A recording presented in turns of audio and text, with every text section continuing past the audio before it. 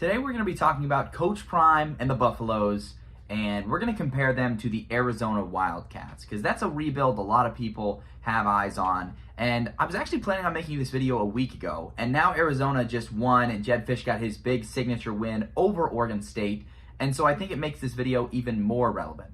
But we're going to talk about Colorado compared to Arizona, and effectively how Coach Prime was able to skip year one.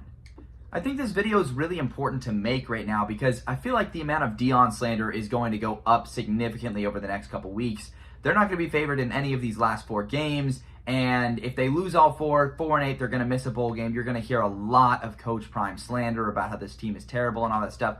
And I wanted to go and show just how remarkable what he's done in just 1 year is compared to some of the other rebuilds of teams that were equally as trash. And Arizona, very similar situation. So let's take a look at the facts of the situation. So Jedd Fisch got there in 2021 at University of Arizona, and Coach Prime got here in 2023, obviously, to Colorado. So 2020 Arizona was 0-5 during the COVID year and pretty non-competitive. And Colorado in 2022 was 1-11, as many people are sure, as many people know about. Similar geography. They're both Southwest-ish teams. Colorado in that same territory. Spotty history overall. One national title for each program, and they're both not original Pac-12 members, but teams that came a little later. Colorado, obviously, a lot later than Arizona. But I just wanted to point out how similar these two programs are and how similar the situations were that these coaches were going into. Jedd Fisch is the head coach at the Wildcats, and if you look at the type of coach that he was the traditional, conventional hire. He's a guy that served 18 years as an assistant, working his way up through the ranks. He had pro experience, he had college experience, a traditional program building approach for how he's done with Arizona. He uprooted everything from the ground up, completely revamped recruiting, revamped the way they do things, brought in his own staffers, and just did things in a traditional program building sense that we're used to seeing. And so Jedd Fisch, to me, represents the traditional, conventional rebuild. Then take, for example, Deion Sanders. I know this is like beating a dead horse, but he was an unconventional hire. He had only 3 years of coaching, all at Jackson State. He comes in, goes straight to head coach at Colorado. So for a coach to just go after 3 years from FCS position to head coach at a Power 5 program, pretty unheard of. After just 3 years, and then, of course, the transfer portal churn. The number of guys that they brought in through the transfer portal to supplement this roster, pretty insane. And a part that I think is pretty underrated about the whole situation is Coach Prime had no formal connection to Colorado. This was about an athletic director at the Buffaloes coming out and taking a shot on a guy that he thought could change his program. So honestly, these two hirings couldn't be any different. I don't know if I mentioned before, but for Jedd Fisch, he had a connection to Arizona. He had coached there previously and in the Pac-12 and was around that program and that school. For Coach Prime, he goes from all the way over on the East Coast to the Colorado. I was about to say on the West Coast. They're not quite on the West Coast. But it was pretty unconventional, and I think when you're comparing head coach candidates, these two couldn't be further apart. Going through the rebuild itself for Jedd Fisch at Arizona, 2021 was year one. This was 1-11, and Arizona was dreadful. And this is how the typical traditional mindset goes when a coach comes in to rebuild a program. You're going to be bad for a year. Things need to change. You need to uproot everything. You need to be benching guys who are violating team rules. You need to be laying down the law.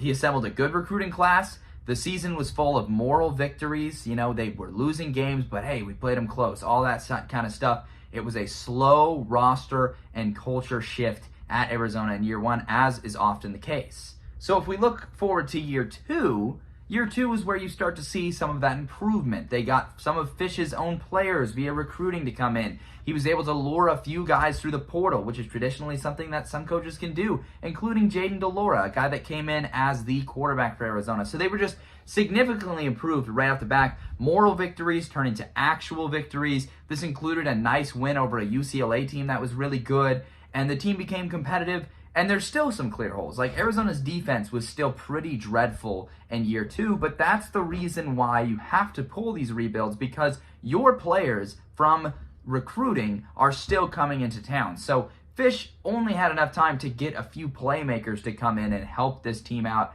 for year two. And that takes us to year three, and that's the year we're in right now, and it's the best team yet. And it's very clear that the rebuild is reaching a peak. 5-3 for the Wildcats as I record this video. The improvement is there. Noah Fafita is an upgrade over the portal quarterback in Jaden DeLora, because that's actually Jed Fish's guy. He went and recruited and he got. And now he has 2 years of his own recruits in with this team, and they've been recruiting at a higher level. They have a ranked win. They are bowl inbound, and I think they could definitely shake things up down the stretch. I expect them to get 7 wins, maybe 8 wins if things go really well for them this year. And so now we look over to year 1 with Coach Prime at Colorado. What you see here is a 4-4 record, right? Even if they lose out from here, 4-8, they have a ranked win. They're clearly a talented team with some holes, right? The defense, clearly an issue. The offensive line, clearly an issue. There are some things that are very alarming. And they have skilled playmakers with weak line of scrimmage talent, as I alluded to earlier. But the playmakers are there. So I ask you, what does this resume from Colorado remind you to from the Arizona path? It is very clearly a parallel of year 2, which goes to my point that Deion Sanders has come in at Colorado and he has literally saved Colorado fans a year of time. He has completely saved a year. The amount of hype and attention too that has come to the program, unheard of in year 1, and that has more to do with some of the theatrics and things that have been said and done around this program. But Colorado has very clearly just straight up skipped year 1 of the rebuild, and that is what is so impressive about it. And so I wanted to kind of conclude the video by comparing Coach Prime's rebuild to some of the other notable rebuilds. So let's throw up the graphic here. We have Oregon State, Rutgers, Vanderbilt, and Kansas. And these teams I chose because they're all the other Power 5 teams that were also pretty dreadful when their most recent rebuilds kicked in, much like Arizona. I think they're all very similar. Oregon State goes from 2-10 to 5-7, the weird COVID year at 2-5, then 7-6, 10-3. Smith has obviously got a great perennial top 25 team going now. At Rutgers, 3-6, 5-8, 4-8, and now bowl bound at 6-2. It took 4 years for Rutgers to make a bowl game. Oregon State took 4 years to make a bowl game. At Vanderbilt, you see there were signs of progression under Clark Lee. They're going in the wrong direction now. They are not sustaining their excellence. And then at Kansas, 2-10. Leipold takes them to 6-7 and a bowl game in year 2, and then 6-2. So you look at Coach Prime and the trajectory and place he's got them at. To me, it's pretty clear he's got Colorado already at year 2. They surpassed that year 1. That 2-10, 3-6, 2-10, 2-10. Colorado is already ahead of that. And it just goes to show how impressive the rebuild has been. And so, even if Colorado loses out, literally loses every game for the rest of the season, their record is going to look way more similar to year 2 of all those other poverty Power 5 programs, the way they were being rebuilt. And don't get it twisted. Some people are going to try and tell you that Colorado is not a poverty program. They're a poverty program. And they have been ever since they came into the Pac-12. The number of Pac-12 games they won, aside from that one conference title run where they lost in the conference title game, was 2. That was the most they won. Might have been 3, actually, 1 year or something like that. But they were still terrible. And at the caliber of Rutgers, Kansas, Vanderbilt, Oregon State, and Arizona, where they were when those rebuilds kicked in. So I hope that this video was able to better illustrate just why I get upset when people try to claim that this rebuild is a failure, or the season's a failure, or they didn't live up to expectations.